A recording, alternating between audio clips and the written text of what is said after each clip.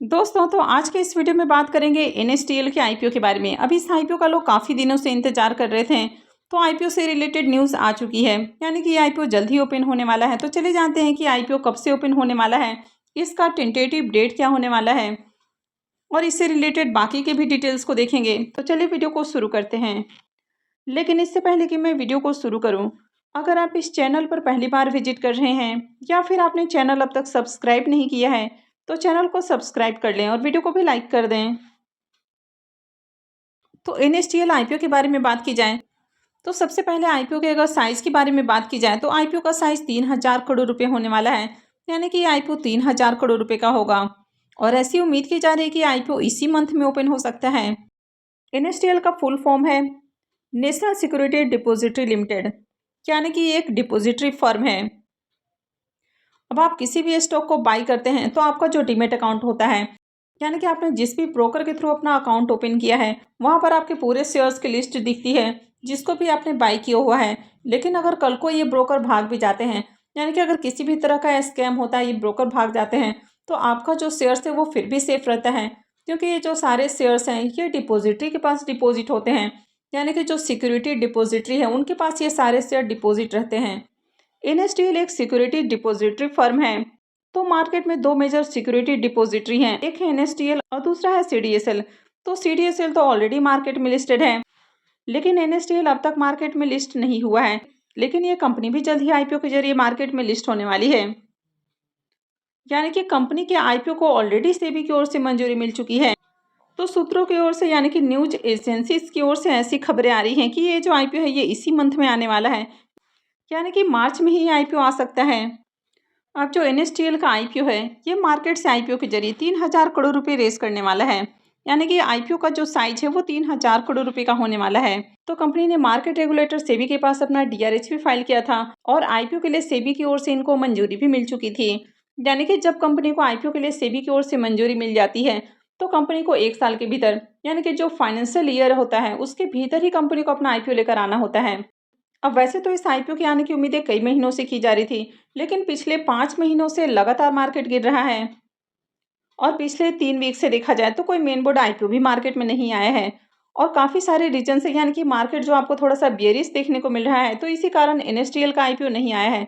लेकिन जब financial year and होता है तो उसके बाद उनका जो अप्रूवल है वो भी खत्म हो जाता है, यानी कि एनएसडीएल को अगर आईपीओ लाना है और वो इस फाइनेंशियल ईयर तक अपना आईपीओ लेकर नहीं आती है, यानी कि मार्च तक अपना आईपीओ लेकर नहीं आती है, तो इनको फिर से सेबी से अप्रूवल लेना होगा। तो इनको फिर से आईपीओ के लिए सेबी की ओर से मंजूरी लेनी होगी, यानी कि फिर से जो प्रोसेस है वो फिर से करना होगा। ऐसे में जो न्यूज़ एजेंसीज हैं तो उनकी ओर से ऐसी खबरें आ रही हैं कि कंपनी का जो आईपीओ का डेडलाइन है तो उसके खत्म होने से पहले ही कंपनी अपना आईपीओ लेकर आ सकती है। तो इस आईपीओ की जो समय सीमा है वो मार्च में खत्म हो जाएगी, यानी कि अगर कंपनी आईपीओ लेकर नहीं आती है तो इनको फिर से सारा प्रोसेस करना होगा। तो ऐसे में इनके सीनियर्स की ओर से ऐसी खबरें निकल कर आ रही हैं, यानी कि इन्होंने न्यूज एजेंसीज को बताया है कि आईपीओ का जो प्रोसेस है वो फास्ट किया जा रहा है, यानी कि उम्मीद है कि आईपीओ अभी आपको मार्च में ही आते हुए देखने को मिलेगा। तो एनएसडीएल आईपीओ के अगर डेट के बारे में बात की जाए कि आईपीओ कब से ओपन हो सकता है, तो जैसा कि आपने देखा कि ये जो आईपीओ है ये मार्च में एक्सपायर होने वाला है। तो ऐसे में काफ़ी सारे जो न्यूज़ एजेंसीज हैं तो उनकी ओर से अलग अलग खबरें देखने को मिल रही हैं। तो बहुत सारे न्यूज़ एजेंसीज ऐसा मान रहे हैं कि ये जो आईपीओ है ये 25 से 31 के बीच में आपको ओपन होते हुए देखने को मिल सकता है, यानी कि 25 से 31 मार्च के दौरान आईपीओ आपको ओपन होते हुए देखने को मिलेगा। तो ये इसका टेंटेटिव डेट है, यानी कि अब तक ऑफिशियल अनाउंसमेंट नहीं की गई है। तो ऐसा बस एक कयास लगाया जा रहा है या सोर्सेज की ओर से ऐसी खबरें आ रही हैं कि आईपीओ 25 से 31 मार्च के बीच में ओपन हो सकता है।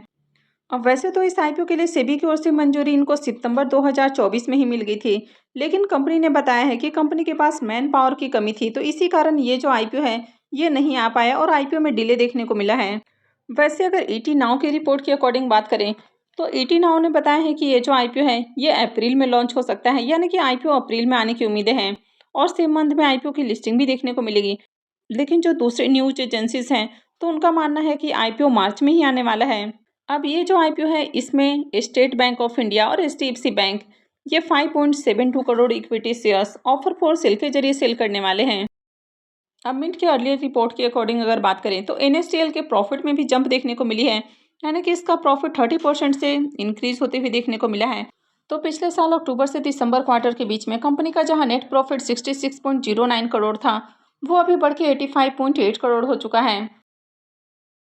वहीं अगर कंपनी के टोटल इनकम को भी देखें तो थर्ड क्वार्टर में कंपनी का जो इनकम है वो भी 16.2% से इंक्रीज होते हुए देखने को मिला है और इसका टोटल इनकम 391.21 करोड़ है।